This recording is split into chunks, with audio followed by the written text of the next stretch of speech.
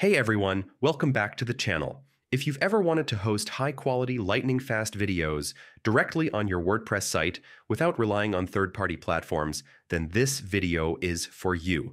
Today, I'll walk you through a step-by-step 2025 guide on how to add Videopress in WordPress. By the end, you'll know exactly how to integrate and display beautiful ad-free videos on your site. Let's dive in. First, open your browser and head over to wordpress.com. This is where everything starts. If you don't already have an account, create one. It only takes a minute. Click the login button at the top right. For a quick and secure login, you can select Continue with Google. This option lets you choose from your connected Google accounts, so you don't have to remember another password. Once you're signed in, you'll land on the WordPress dashboard, the central hub for managing your entire site. On the dashboard, look to the right side for the Quick Links panel. Here, click Edit Site.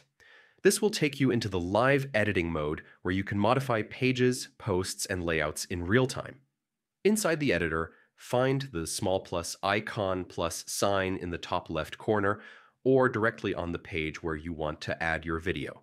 Clicking it opens a menu of all available content blocks, everything from text and images to embeds. In the block search bar, type Videopress.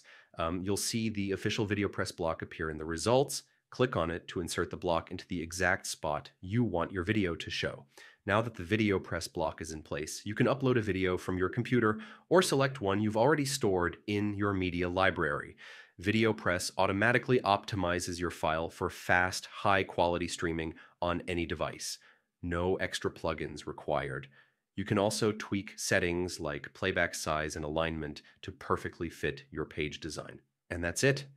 In just a few clicks, you've added Videopress to your WordPress site, giving your audience a seamless video experience while you maintain full control. If this guide helped you, hit the like button, subscribe for more WordPress tutorials, and drop any questions you have in the comments. I'd love to help.